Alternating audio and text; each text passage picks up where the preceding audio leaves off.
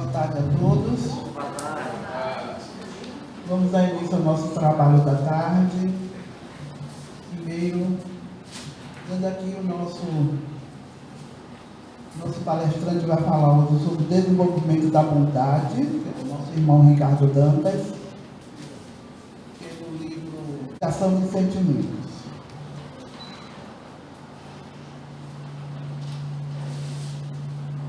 Vamos fazer a nossa leitura do Evangelho.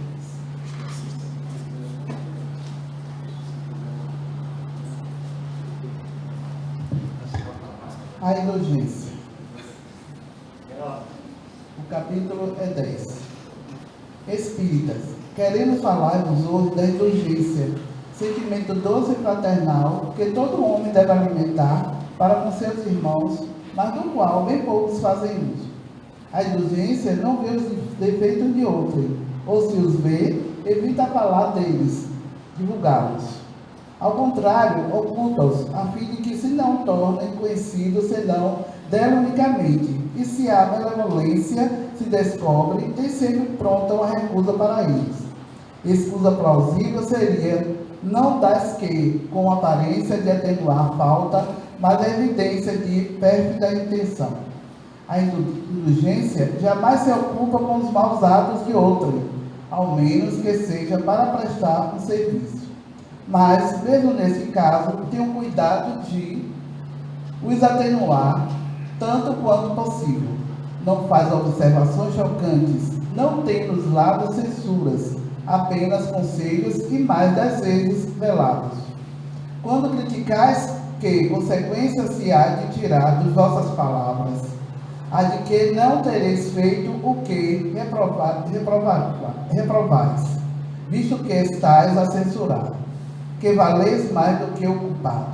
Ó homens, quando será que julgareis os vossos próprios corações e os vossos próprios pensamentos, os vossos próprios atos, sem vos ocupardes com o que fazem vossos irmãos?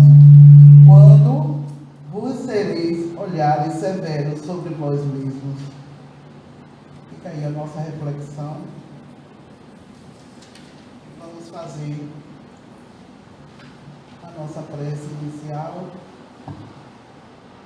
agradecendo a Jesus, aos amigos espirituais, os trabalhadores de última hora dessa casa, os trabalhadores que nos auxiliam nesse trabalho de amor, de paz, que envolva todos que aqui estão, encarnados e desencarnados.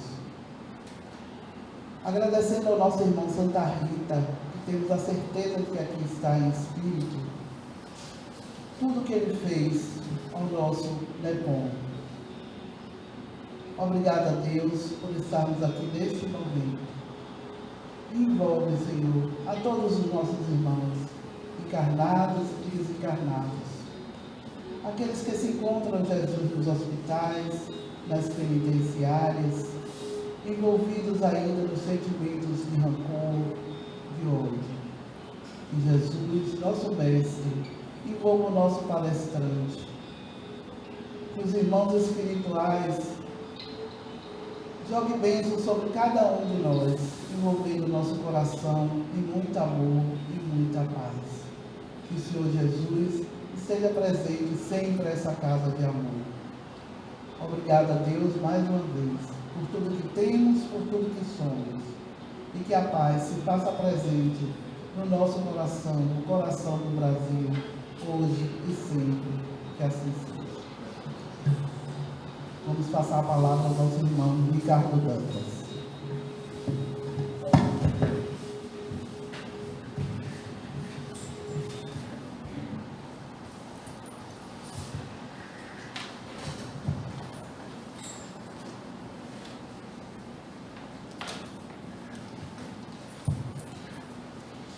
Então, boa tarde a todos e a todas. Boa tarde. Como já foi dito aqui, o tema geral do mês de outubro foi exatamente esse, Educação dos Sentimentos, né? Que é o título dessa obra aqui, desse livro. E é um tema de fundamental importância no momento pelo qual nós estamos vivendo, passando o planeta como um todo, né? Nós estamos num processo de transição, nós sabemos, nós espíritas sabemos disso.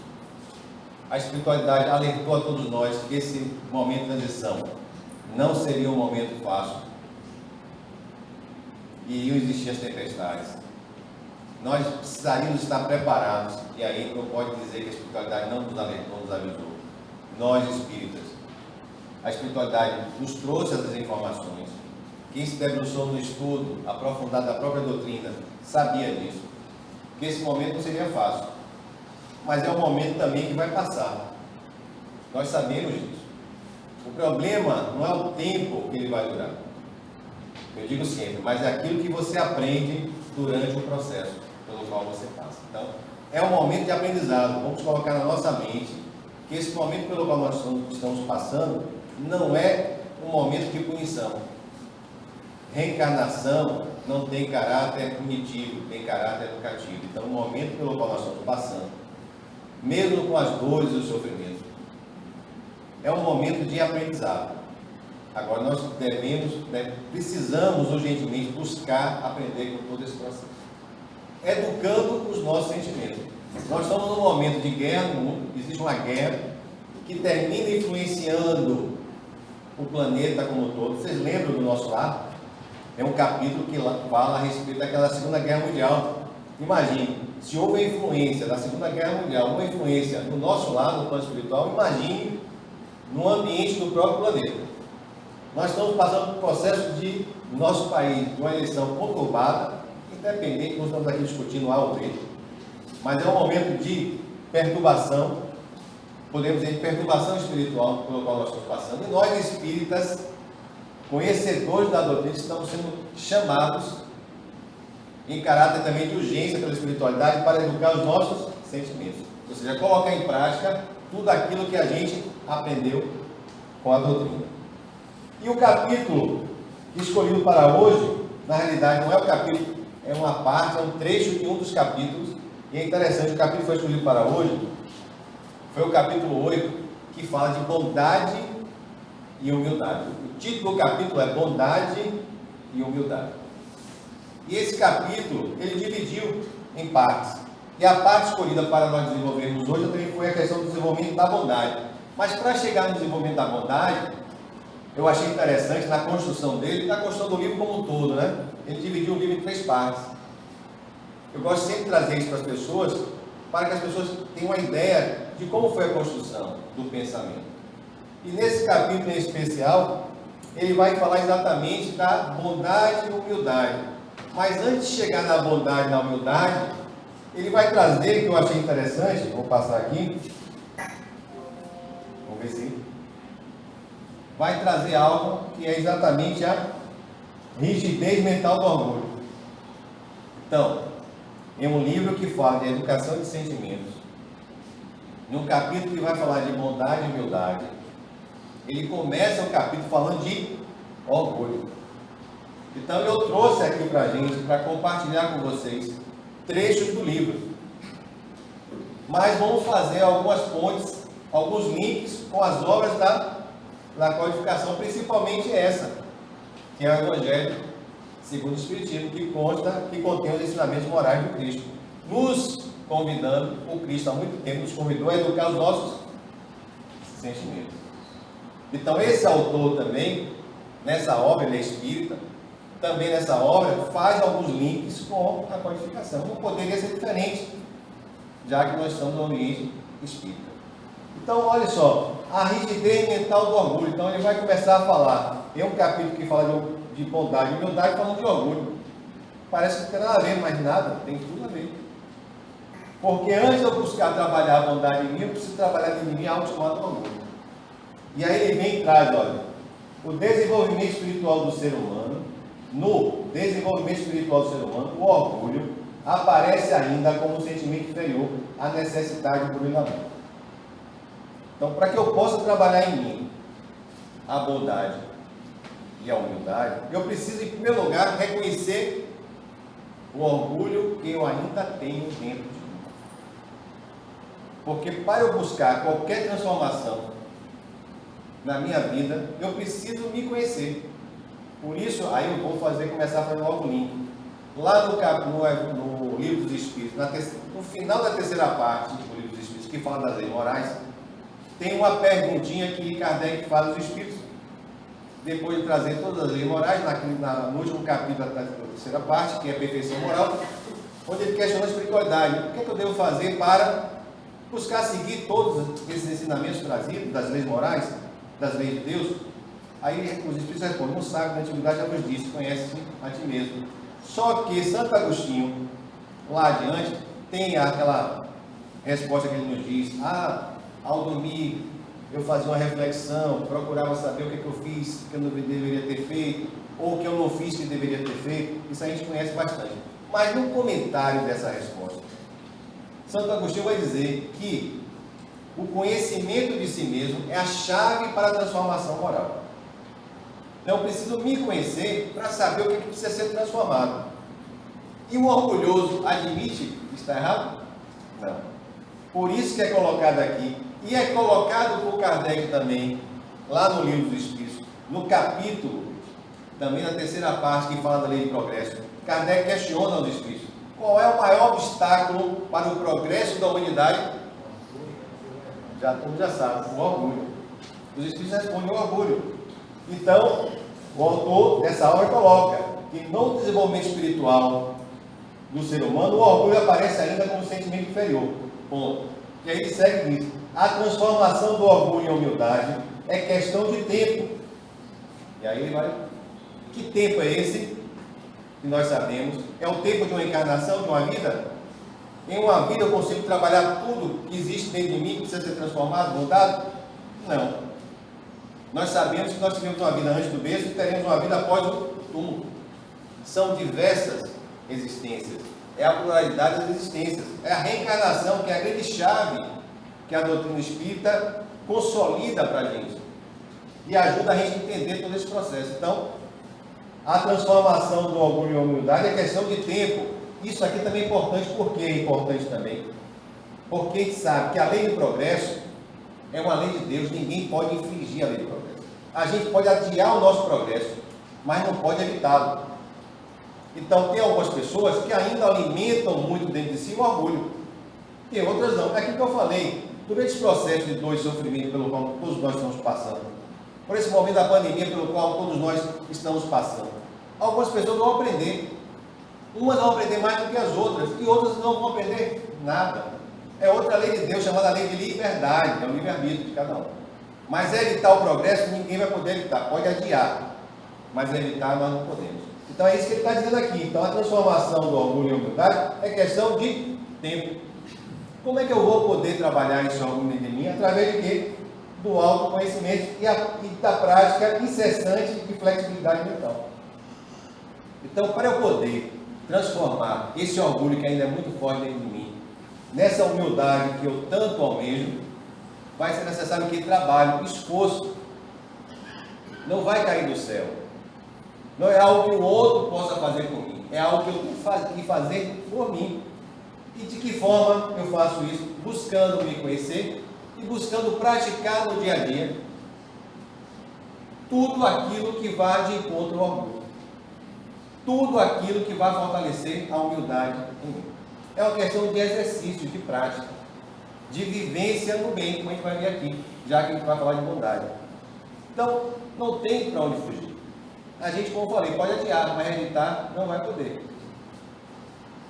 E aí ele coloca: o orgulho ainda é o terrível adversário da humanidade. E aí a gente lembra da resposta da espiritualidade a Kardec. Qual é o maior obstáculo para o progresso da humanidade? Para o nosso progresso individual, ainda é o orgulho.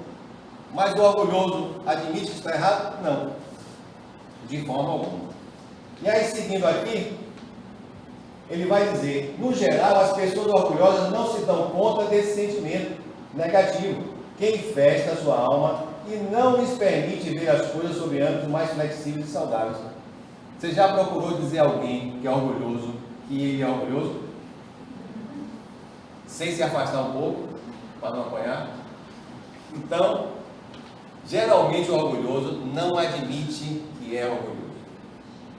E muitas vezes o orgulho, a gente vai ver aqui, essa rigidez psíquica do orgulho é o óbvio a conquista de novos valores, porque ele se coloca acima disso tudo e acha sempre que está com a razão. O orgulhoso sempre acha que está com a razão. Ele nunca está errado. E quando alguém tenta ajudá-lo, alguém tenta orientá-lo, ele se afasta dessa pessoa. E aí pode trazer para a casa espírita. O melindre, que a gente vê muito isso no nosso movimento, o melindre é uma das formas de orgulho. Quando alguém na casa espírita, um dirigente, um facilitador de grupo de estudo, alerta o trabalhador, um dirigente ou mediúnica, alerta o médium, seja psicofônico, doutrinador, porque ele está realmente seguindo o caminho equivocado, está fazendo as escolhas erradas, está precisando se trabalhar. Quando essa pessoa alerta esse companheiro de caminhada, se o orgulho ainda é muito forte dentro dele, vem logo o melindre. E aí ele termina se brigando, se afastando. Quando não se afasta só da casa espírita, se afasta até da própria doutrina espírita, ainda sai falando mal daquela casa espírita e ainda sai falando mal da doutrina espírita. E aí você percebe que ele sai de uma casa, ou ela sai de uma casa, vai para outra, o problema continua. Vai para outra, ele passa por todas as casas espíritas de Salvador, se não mudar de estado, ou sai da própria doutrina, vai buscar outra doutrina, e lá o problema continua. Ou seja, se o problema continua sempre, o problema está onde? Na casa espírita? Na doutrina espírita? Não, o problema está nele.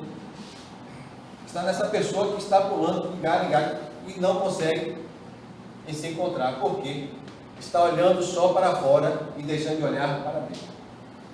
Então, esse é o grande problema. O irmão Jerônimo, mentor da nossa casa, sempre disse: se o problema está em mim, a solução está em mim, não está no outro. E a gente percebe muito isso, não é privilégio, não é de nenhuma casa espírita, né?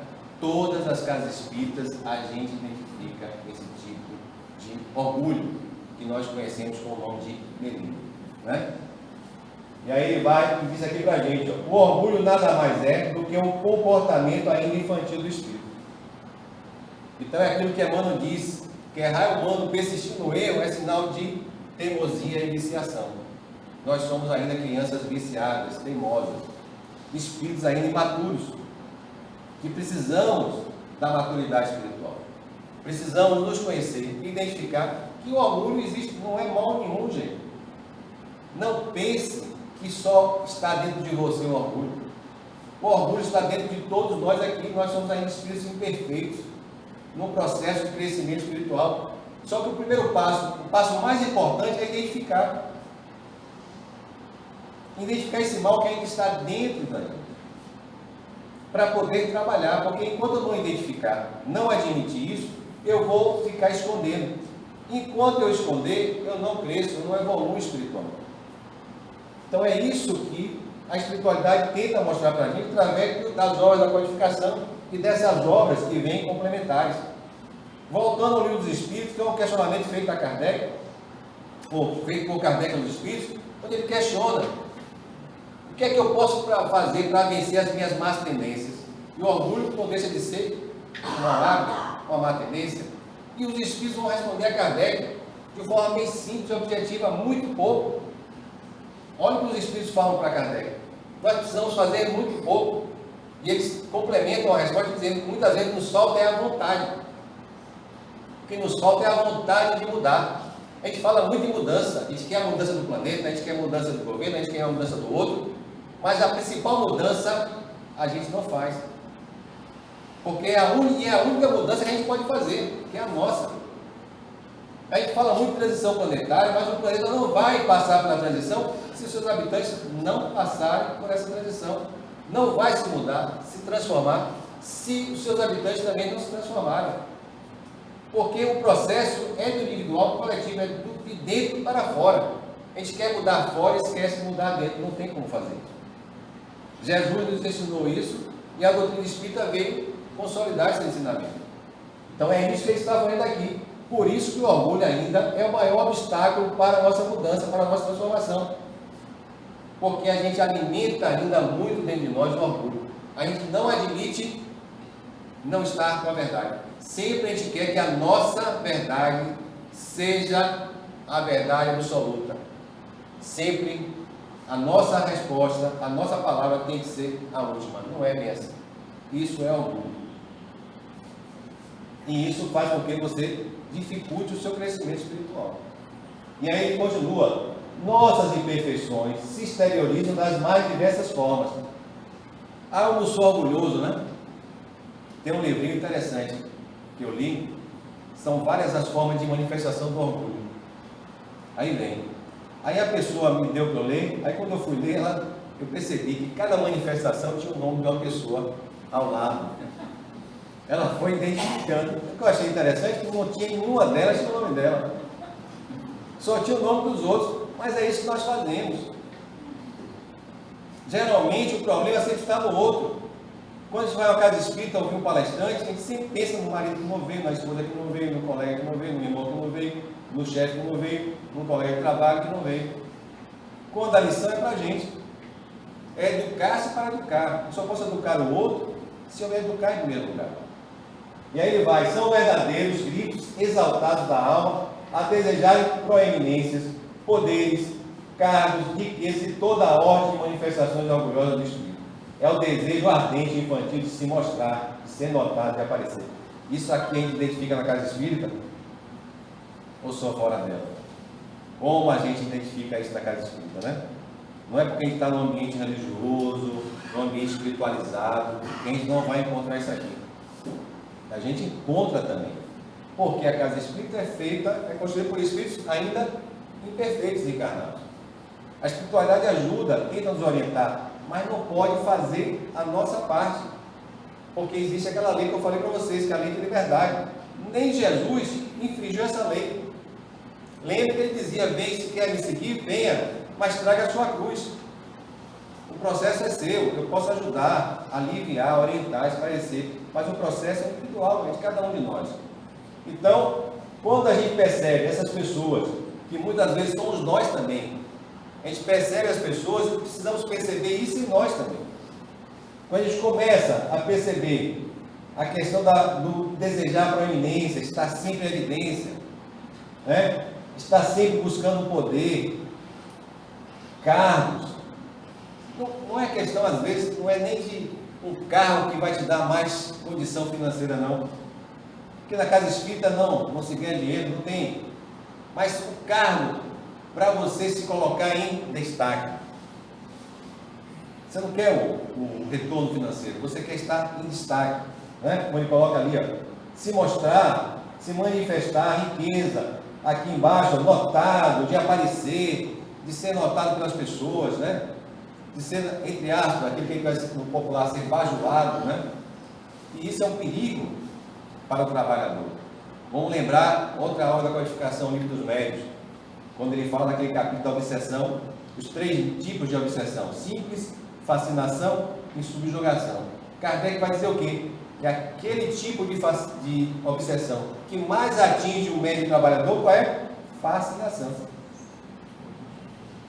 Que o médium começa a dar comunicações e aí começa a se achar que é o dono da casa, que é mais que a própria doutrina, se achar superior, só dá comunicação de espíritos superiores.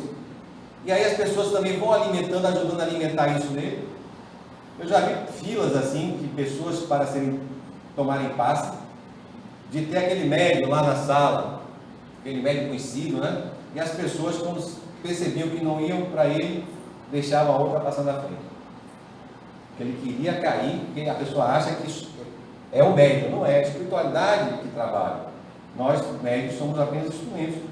Mas isso, se o médium é um médium que não tem essa maturidade espiritual, se deixa levar pela vaidade, principalmente se as pessoas começarem a alimentar.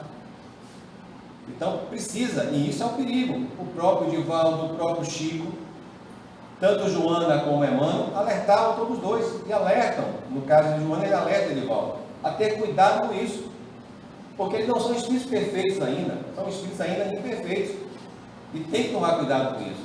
Quando Emmanuel virava para Chico, Quando o Chico queria olhar para trás para... Não olhe. Vai adiante, que tem muita gente precisando ainda de sua ajuda. Porque olhar para trás, a gente está esperando o quê? Um obrigado. Isso pode ajudar a alimentar o que em nós? O orgulho, a vaidade. Então faça a sua parte, né? Fazer o bem sem ostentação, faça a sua parte e não espere nada em troca. Segue adiante, porque tem muita gente ainda precisando da sua ajuda. Então isso é um perigo grande, enorme, gigantesco, para principalmente médicos trabalhadores.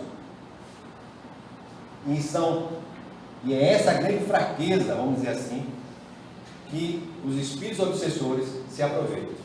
É a grande porta, a grande janela aberta para a influência desses obsessores em relação a esses médicos trabalhadores, que é o orgulho. E Kardec chama a atenção nisso na obra O Livro dos Médios. Por isso nós precisamos ler. Quem é médico trabalhador precisa ler e estudar o Livro dos Médios. Então vejam, ele falou inicialmente de quem? Do orgulho, que é o grande obstáculo. Isso que eu achei interessante desse capítulo. Ele, antes de falar da bondade, ele diz: olha, precisamos reconhecer o obstáculo, para a gente poder trabalhar esse obstáculo, retirar esse obstáculo, para eu poder desenvolver algo chamado humildade. Então, antes de trabalhar a humildade, todo mundo quer ser. Interessante que as pessoas abrem a boca, né? Enchem a boca e dizem: eu sou humilde. Isso é um sinal de quê? Orgulho. Não é humildade, isso é orgulho. Porque um humilde de verdade não sai anunciando que é humilde. Ele mostra na prática, no dia a dia, no exemplo que é humilde. Então, o humilde que sai dizendo muito que é humilde, já mostra aí um grande nível de orgulho. Então, primeira coisa é identificar o orgulho que todos nós temos. Cada um no seu grau, mas todos nós temos o orgulho ainda dentro da gente. E aí depois ele vem trazer, bom, reconhecido o orgulho, vamos trabalhar a nossa humildade. De que forma? A humildade, no entanto, é o trabalho silencioso e produtivo da alma que se eleva. Olha, a humildade é silenciosa. Não fica cantando os diversos cantos que é humilde. Aquele que é humilde, ele é produtivo e silencioso. Um exemplo que eu gosto muito, mais próximo a ele, Chico Xavier. Silencioso e produtivo. Não queria estar em evidência, porque ele tinha muito que trabalhar. Então, é um exemplo para nós de humildade e produtividade, né? Então, quem é humilde é silencioso e produtivo. A humildade está no gesto escondido de benevolência ou no coração do amigo de todas as horas. A gente lembra, quando o Kardec questiona a espiritualidade, o que é caridade para Jesus? O que é a caridade segundo Jesus? Benevolência, indulgência e perdão das ofensas. Benevolência para com todos, indulgência para os erros alheios e perdão das ofensas. Então, Jesus nos ensinou a prática da caridade. Então, a humildade está no gesto escondido por trás, como o orgulho está por trás do melindre, de um desejo de poder, de ser notado, de estar sempre em evidência, né? É o palestrante que quer estar, um exemplo, o palestrante quer estar sempre em evidência. Um palestrante que não senta para ouvir o outro, palestrante que não senta para participar de um grupo de estudo mais, porque acha que sabe tudo. Palestrante que não senta para ouvir o outro palestrar, é uma demonstração de orgulho, porque ele acha que só ele tem o dom da palavra, só ele tem a verdade, quando na realidade ele precisaria sentar também para ouvir o outro, ouvir a impressão do outro, o pensamento do outro. Isso é trabalhar em si a humildade. Então, mais uma vez, a humildade está no gesto de benevolência no coração do amigo de todas as horas. É aquela pessoa que está ao seu lado todas as horas do dia. Não precisa sair de casa, muitas vezes, para praticar a caridade fora. Anunciar, olha, eu pratico. É importante praticar a caridade fora. Mas, como diz a espiritualidade, a caridade começa em casa. Muitas vezes, a maior caridade, como Jesus nos diz, amar o próximo. Quem é o próximo mais próximo, senão os nossos familiares? Então, não precisa muitas vezes ir fora praticar caridade. Você pode praticar a caridade em casa. Ajudar aquele irmão mais próximo de você, que reencarnou no mesmo ambiente familiar. Ajudar essa pessoa. qualquer momento que ela precise de você. E tem muitas pessoas que ficam praticando a caridade fora e esquecem de praticar a caridade dentro de casa, né? E aí ele vai adiante ali, ó. Esse desapego pelas conquistas exteriores faz com que o humilde realize a conquista de si mesmo. A humildade é o trabalho silencioso de Deus na natureza.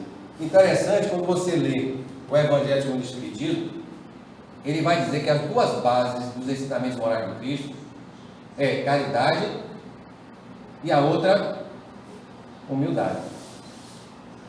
A gente fala muito de caridade, esquece de falar em humildade. Aí ele vai dizer que a caridade, gente, se você fica só focado na caridade, isso pode ser uma porta aberta para algo chamado vaidade. É você trabalhar muito para fora e esquecer de trabalhar para dentro. Você fica praticando muita caridade, que é importante, não deixa de ser. Mas você fica praticando muito para fora. E aí, de repente, você se deixa levar pela vaidade, pelo orgulho. E aí você esquece de construir para dentro. Então, por isso, os ensinamentos morais do Cristo têm como base dois alicerces, dois pilares. Caridade, mas também humildade. E até que hora mesmo? Sim. Bom. Então ele vai e segue. A humildade ainda é uma virtude esquecida entre os homens. Por quê? Porque a brasa do orgulho ainda não se apagou dentro de nós. Então, esse reconhecimento nós precisamos ter. Então, a gente vem falando muito aqui, o orgulho é o grande obstáculo. Então ele fala que a brasa do orgulho significa o quê? Que a gente ainda está alimentando muito dentro da gente a questão do orgulho. Então a gente tem na balança o orgulho de um lado, a humildade do outro. Qual é o lado da balança que você está alimentando mais? O do orgulho ou o da humildade? É uma percepção que só você pode ter. É uma percepção que só você pode identificar. Por que você está precisando trabalhar mais no momento? O seu orgulho ainda está sendo muito alimentado? Qual o motivo de se alimentar esse orgulho? O que é que você precisa mudar em você para alimentar mais a humildade? O que é que você precisa fazer no seu dia a dia para você trabalhar mais dentro de si a humildade? Qual é a forma de manifestação desse orgulho em mim que ainda precisa ser muito trabalhado? Porque aquilo que eu falei, o orgulho ele se manifesta de diversas formas. Até no ambiente de casa, nas coisas mais simples. Numa arrumação de uma casa, alguém que não admite. O livro está aqui, aí vem alguém, arruma a casa, bota aqui, né? Vem dar risada, né? Aí vem o marido, ou a esposa, ou o filho. Aqui. Aí vem o outro, depois pega e joga para cá. Aí fica nessas coisas mínimas, a gente vai percebendo que se mudar algo na casa, é como se o outro não pudesse mudar. Por que não, se ele também habita naquele ambiente, por que o outro não pode mudar? Porque na hora que você vai mudar, você não conversa com o outro, você não procura saber do outro, se aquela mudança vai impactar nele, vai mexer na vida dele. A gente muitas vezes não faz isso, seja no ambiente familiar, seja no ambiente de trabalho, seja no ambiente da própria casa espírita. Você muda algo, um formato, sem conversar com as pessoas. Por que não conversar com as pessoas? Por que não ouvir a opinião do outro? Será que o outro não tem uma opinião melhor do que a sua? Nessas coisas mínimas, a gente começa a trabalhar dentro da gente um orgulho. Admitir que o outro também pode participar, colaborar. Já que todos nós somos filhos de um mesmo Pai. Todos nós somos filhos de Deus. Colaboradores dele nesse processo de evolução do planeta. Então o outro pode ter uma opinião divergente da minha. Natural. Eu tenho que admitir. Eu posso tentar até esclarecer aquela pessoa em relação a qualquer coisa. Até em relação à religião. Então eu não posso obrigar que o outro acredite naquilo que eu acredito. Porque o processo é individual de cada um. Então eu tenho que ouvir o outro, ter essa humildade de ouvir o outro, entender o outro, para poder tirar as minhas conclusões e não ficar tirando conclusões precipitadas em relação ao outro. Porque o orgulho cega. O orgulho termina cegando a gente, não permitindo que a gente tenha uma visão mais ampla do todo. E criando essa cegueira, vamos dizer assim, espiritual, moral, dificulta o nosso crescimento, em primeiro lugar. Então ele vai aqui, diz a unidade ainda é uma virtude esquecida entre os homens. Quando a gente fala esquecida entre os homens, se coloca ali, a gente fala assim como se fosse sempre o outro. Vamos nos colocar ali também, porque a brasa do orgulho ainda não se apagou dentro de nós.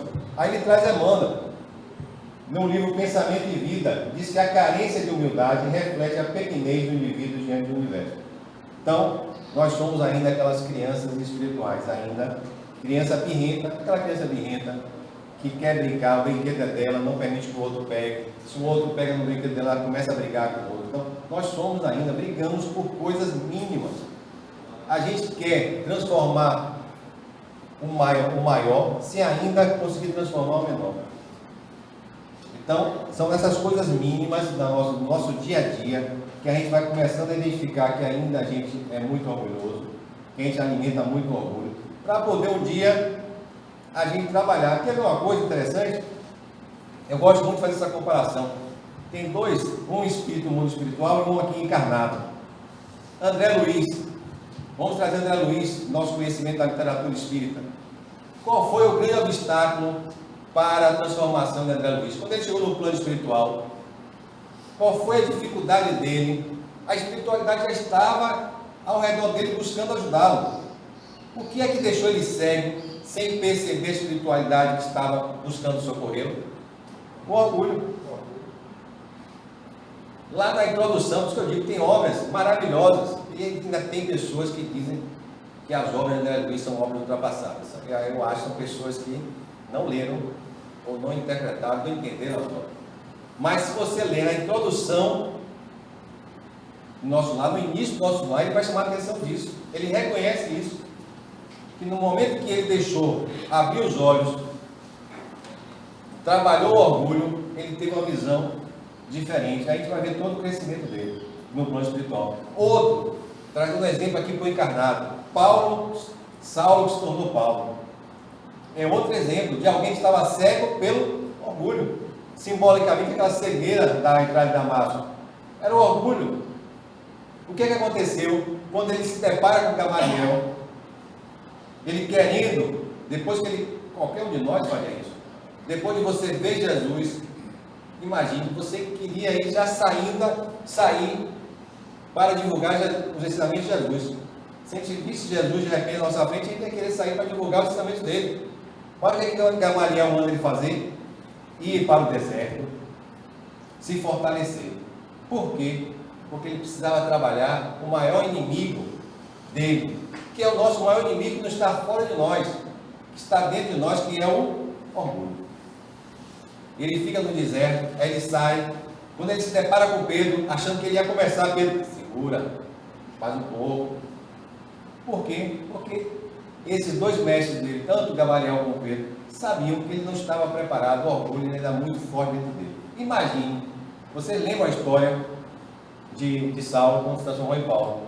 Quando ele bateu na porta do pai dele, o pai dele atendeu ele? Não, fechou a porta na cara dele. Imagine, você buscar ajuda de um pai e ele fechar a porta na sua cara porque não concorda com o seu posicionamento atual. Isso mexeu no orgulho dele. Então, para que ele pudesse crescer, como aconteceu com André Luiz, ele precisou vencer o maior inimigo dele, que não estava fora, estava dentro deles, que era a questão do orgulho. Porque eles estavam cegos pelo orgulho. Então, precisou trabalhar o orgulho para poder trabalhar a humildade posteriormente. E aí foram grandes, André Luiz, divulgador no plano espiritual, e Paulo, divulgador aqui quando encarnado. Então, são procedimentos que nós precisamos seguir. Antes de querer sair a pregar, busque-se trabalhar. Trabalhe principalmente seu orgulho, porque se não pensem que fazer caridade é simples. Vou fazer distribuição de sopa na rua. Não pense que é fácil, não. Não pense que aquela pessoa que vai receber a sua ajuda vai dizer um muito obrigado para você. Um dia, quando eu fui distribuir sopa num grupo, a pessoa disse: olha, se você for acordar aquela senhora que está ali dormindo, ela vai pegar esse copo de sopa quente que você está dando para ela, vai jogar em você. Porque ela está dormindo, ela quer descansar. Então não pense que você vai dar o copo de sopa e a pessoa vai te agradecer com um sorriso no rosto. Não. Porque na realidade a caridade que está fazendo ali é para você em primeiro lugar. É você estar se trabalhando em você o orgulho. Você chegar ali e distribuir algo para alguém. E aquela pessoa não dar um papinho nas suas costas, não te receber com um sorriso, te receber agressivamente. Aí você vai trabalhar em você o quê? O orgulho. O primeiro beneficiado num trabalho desse somos nós. Isso já aconteceu comigo quando eu fui distribuir para o NASC, o núcleo, né, de acolhimento de crianças com câncer. As crianças na sinaleira distribuindo, e quando eu fui distribuir, a pessoa fechou o vidro na minha cara. O medo hoje da violência, tudo bem, fechou. Aquilo ali mexeu em mim, eu vou ser sincero com você, mexeu em mim o quê? O orgulho. Viu assim uma menina um filme, poxa, eu estou aqui ajudando e a pessoa fecha. Aí eu percebi que naquele momento, aquele tipo de trabalho, o mais beneficiado, o primeiro beneficiado, somos nós. Então vamos trabalhar naqueles momentos ali, vamos trabalhar nosso orgulho, porque é fácil você tirar o dinheiro e dar para alguém. O difícil é você ir no lugar daquela pessoa para pedir ajuda, porque muitas vezes as portas vão ser fechadas. Vamos adiante. Sem humildade, o ser humano se arroga a ser propriedade dos bens terrenos e não usa o frutuário deles. A miopia causada pelo orgulho, aquele que ele falou em relação a André Luiz, em relação a Saulo, em relação a gente, né? Então, a miopia causada pelo orgulho restringe sua visão e ele não consegue perceber que é justamente isso que produz os desequilíbrios emocionais na estrutura social da humanidade.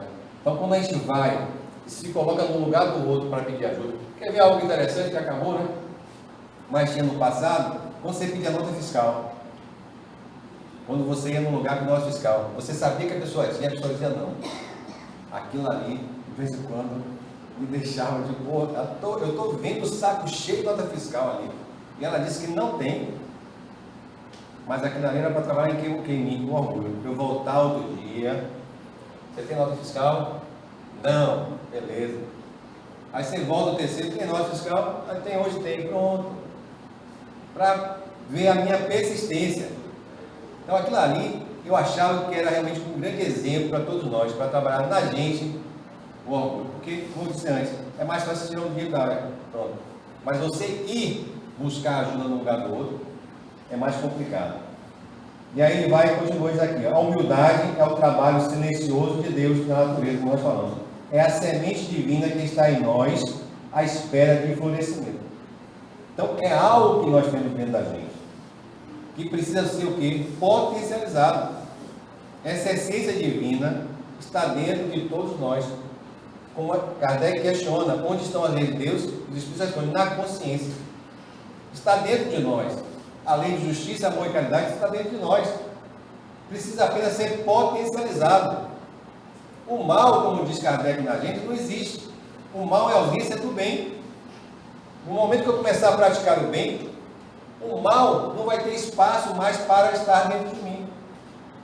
Então veja, é a prática do bem, a vivência do bem que faz bem. Porque fazer bem, gente, faz bem em primeiro lugar a quem faz, a quem pratica. E vamos lá, vamos chegar no final. Bom, olha que interessante, falou de orgulho, que é o grande obstáculo. Falou da humildade, mas o tema de hoje é o desenvolvimento da bondade, ou seja, eu preciso identificar em mim o orgulho, que ainda existe muito forte dentro de mim. Verificar em que momentos esse orgulho se manifesta. Porque só identificando eu consigo trabalhar e mudar e transformar. E aí depois, perceber a humildade que existe dentro de mim como essência divina, começar a potencializar essa humildade em todos os momentos da minha vida também. Identificar, como Santo Agostinho colocou, em que momentos eu posso trabalhar essa humildade em mim. Será que é só fora de casa? Ou será que em casa, desde o momento que eu acordo, eu já não posso trabalhar essa humildade em mim? As discussões em casa, que às vezes acontecem entre marido, esposa, filho, neto. Será que naquele momento da discussão, a quem muito foi dado, muito será o que cobrado? Houve a discussão no dia anterior, no dia seguinte, acorda todo mundo cara emburrado. Todo mundo chateado, cara feio, ninguém dá bom dia. Não será que você deve dar o primeiro passo? Isso seria um sinal de quê? Humildade. Olhe lá no capítulo do Evangelho. Amai os vossos inimigos, os nossos familiares, pelo menos quem sabe, não são nossos inimigos. Podem ter sido inimigos de vezes passadas, mas está lá. Como é que eu amo o meu inimigo? É ter o mesmo sentimento por ele? Não. É não guardando ressentimento, é não guardando mágoa, rancor em relação a ele. Como é que eu vou guardar? Ficar guardando ressentimento, mágoa e rancor em relação ao familiar? Porque de repente não concordou comigo? Porque eu quero estar sempre com a razão? E lá no finalzinho ele vai dizer que não sem empecilho para a reconciliação. Então, se houve uma discussão no dia anterior, por que no dia seguinte você não ser essa ponte para a reconciliação? Já que nós já temos o conhecimento necessário. Isso é que é educar sentimento. Não é só para praticar na casa espírita, não. É educar sentimentos, em primeiro lugar, para praticar junto àquele próximo mais próximo de nós. E aí ele vem nos convidando a desenvolver a bondade. A bondade é uma daquelas virtudes singelas e profundas ao mesmo tempo. Isto é, temos facilidade para entendê-la e certa dificuldade para realizá-la objetivamente. Está na introdução do Evangelho segundo o Espiritismo, algo interessante que ele diz: conhecendo os ensinamentos do Cristo, uma grande parte conhece, mas poucos a praticam. Então ele tem que buscar não só conhecer. Eu digo sempre, não transforme a doutrina espírita na doutrina do livro. Não fique enchendo sua casa de livros. A leitura, o estudo é importante, o Espírito de Verdade já nos disse, né? Espíritas, amai-vos e instruí-vos. A instrução é importante, o conhecimento é importante, o esclarecimento é importante. Tanto que a casa oferece grupos de estudo, mas não transforme a doutrina espírita na doutrina do livro. Você saber onde está determinada resposta, determinado ensinamento, não basta. Você precisa conhecer, você precisa internalizar e você precisa vivenciar. É que nem um dos títulos de uma das obras de Chico, né? Psicografia de Chico e Valdo Vieira. Estude e viva. Nós precisamos estudar, mas acima de tudo, precisamos vivenciar aquilo que a gente estuda. Colocar em prática aquilo que a gente estuda. Por isso, o Espírito de Verdade, Espíritas, amai-vos e instruí-vos.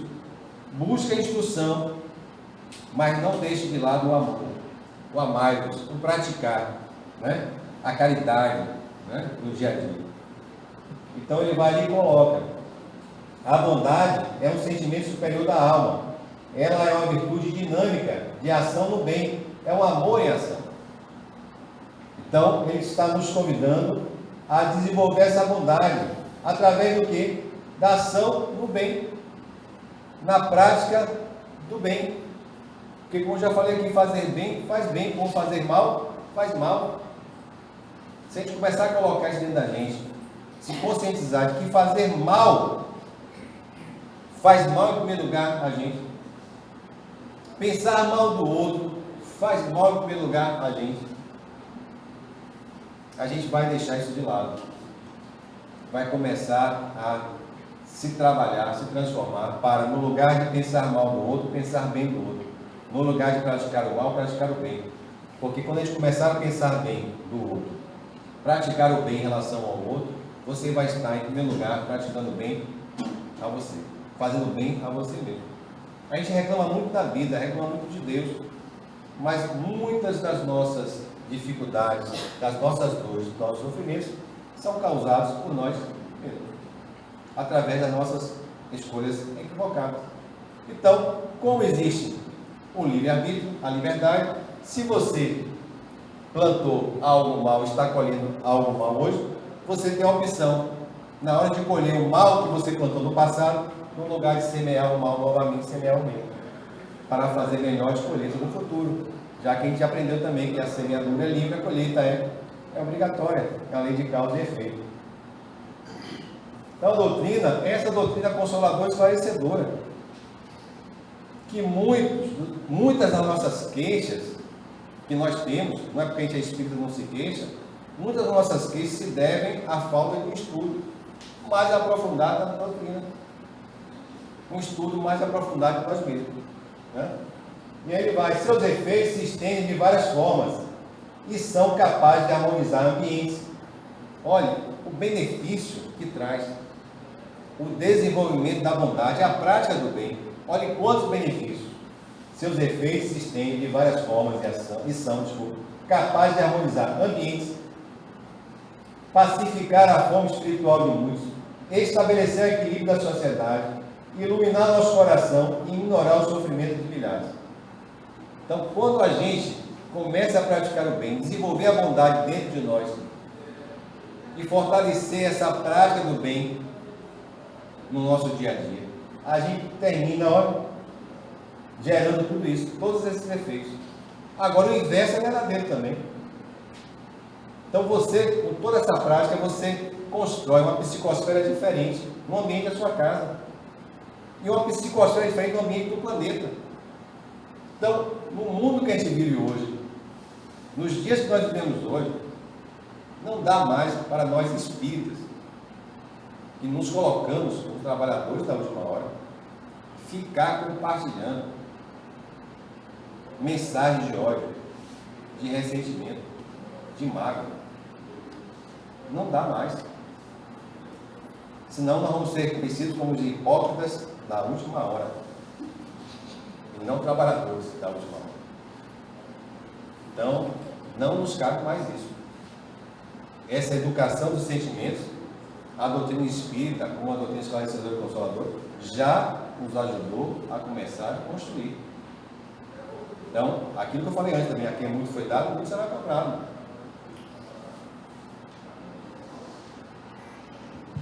E aí ele coloca aqui, ó, porque falar de bondade, mas bondade, aí ele traz algo interessante, que eu achei interessante no livro. Bondade nos pensamentos. Vocês lembram da mensagem do Cristo? Ele dizia assim, ouviste o que foi dito, ele dizia muito isso, ouviste o que foi dito. Então, é uma lei, um ensinamento que você já teve. Então, ele entendeu o que a gente aprendeu. Mas agora eu vos digo, então ele nos convidava a um ensinamento maior, como se fosse na escola, né? Então ele dizia assim, ouviste que foi dito, não matarás. Mas agora eu vos digo, não guardar pensamento negativo em relação ao seu irmão. Então a gente não mata mais, ninguém mata mais, aqui eu acredito, né, aqui na sala, ninguém mais se comprar sem matar ninguém. Mas o pensamento negativo ainda vai, né? Ainda alimenta de vez em quando.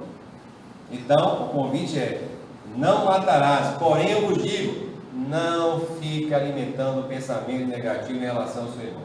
Então a bondade tem que começar pelos pensamentos. Comece a policiar seus pensamentos. Ricardo, meus pensamentos vêm, não tem como impedir. Aí faça que nem uma psicóloga uma vez me disse. Deixe que ele venha, mas não convide ele para sentar. Deixe que ele venha e vá. Porém que muitos de nós convidamos ele para sentar e ainda batemos papo com ele. E é isso que prejudica. Então deixe que ele venha, deixa ele embora. Bom, palavras. Tem palavras, eu digo a você, que dói mais que um soco, né? A gente sabe, tem umas palavras que chegam a nós que era preferível que batesse. É que nem minha filha diz assim, eu preferia, meu pai, que minha mãe me batesse e me botar de castigo, né? Que para ela era pior. Então, tem certas palavras que nos machucam mais. Então, cuidado com a palavra, porque quando ela sai, não tem como puxar, né? Saiu, já machucou. Então, vamos ter cuidado com aquilo que a gente fala, com aquilo que a gente pensa, com aquilo que a gente externaliza através das palavras, né? No olhar, tem cada olhar. Minha mãe era assim, não sei de você. Minha mãe, na rua, ela não precisava, eu já tenho educação, que mãe não precisava falar. Mãe só precisava olhar. Que pelo olhar dela, você sabia o que ia acontecer quando você chegasse em casa.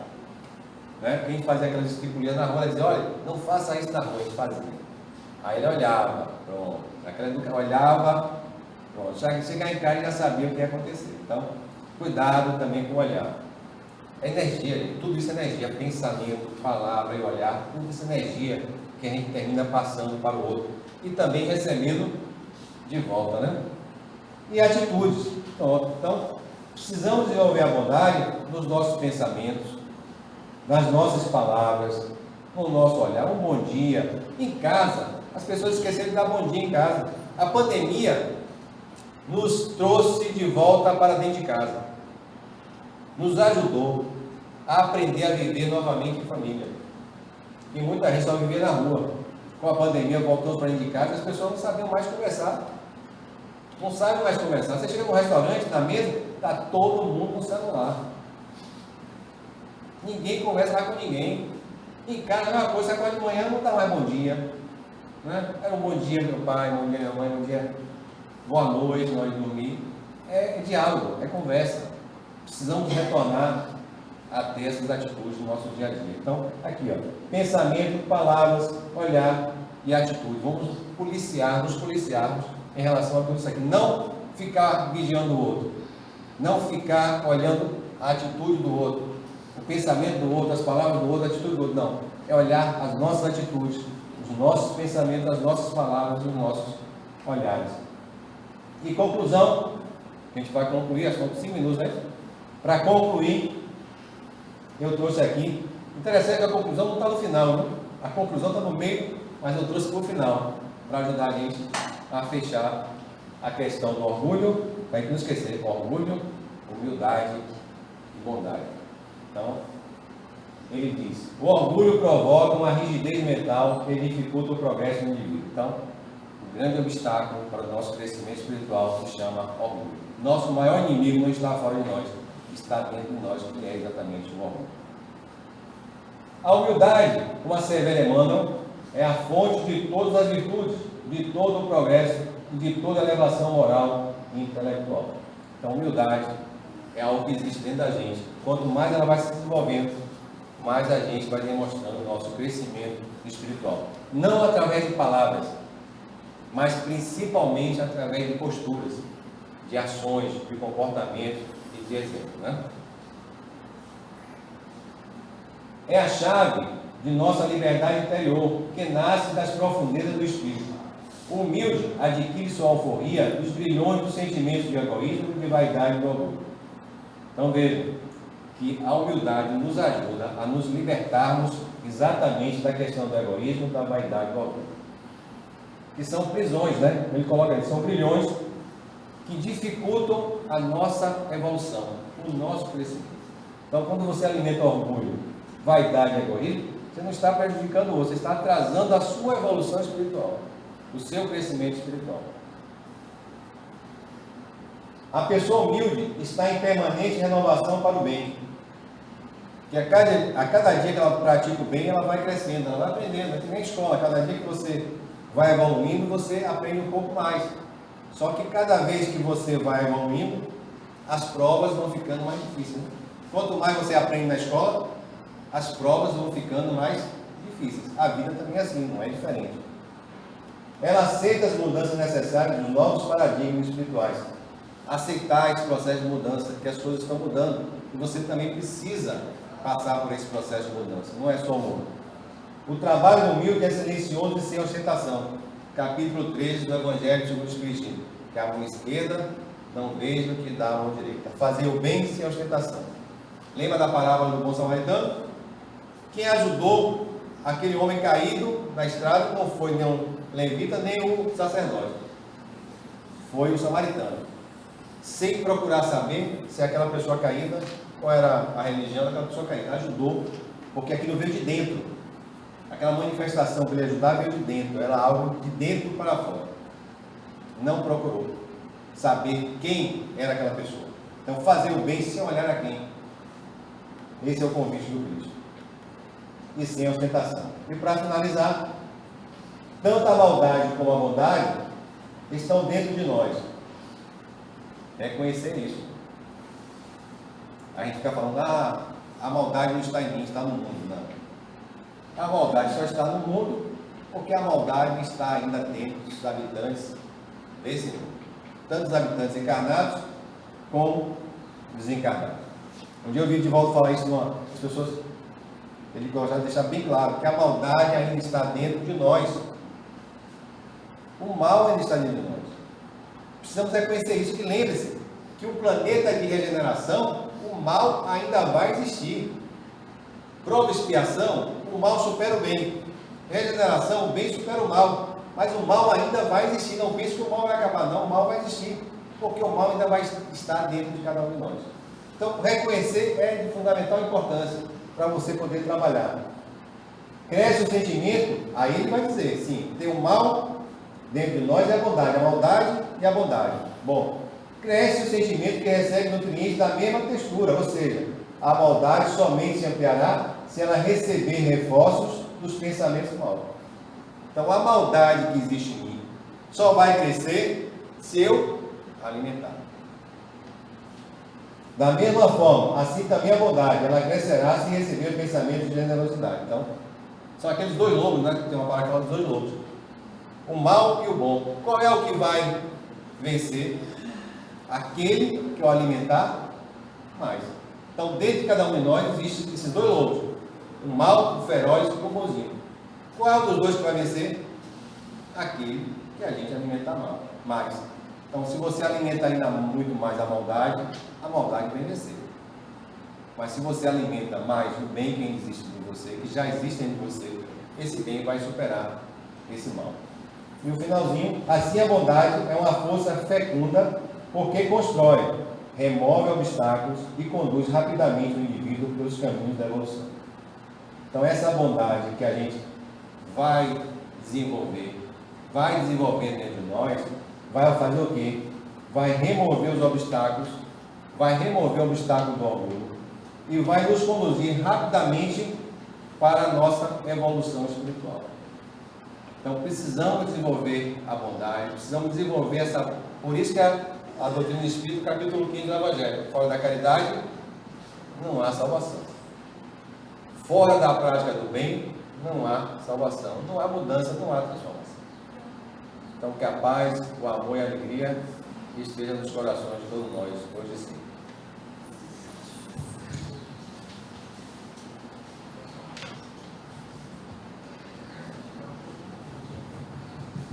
Queremos agradecer ao nosso irmão. Muito obrigada por essas reflexões. Que Jesus envolva muita paz e muita luz. Vamos passar para a nossa oração, para daqui para o nosso passo. Agradecer a Deus por essa tarde de reflexão. Agradecer ao Mestre Jesus por estar aqui conosco, nos envolvendo. E com essas palavras possamos ser pessoas mais humildes, nos posicionar no amor, na paz. Ajuda-nos, Senhor, a amar mais. Ajuda-nos, Senhor, a perdoar. Nos envolve na tua imensa bondade. Que possamos encher nosso coração de paz, de amor, de humildade, de bondade. Obrigado a Deus.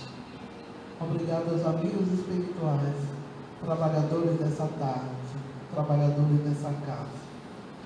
Obrigado a todos que aqui estão, encarnados e desencarnados. E que a paz se faça presente no coração de cada um de nós, hoje, agora e sempre. Que assim seja.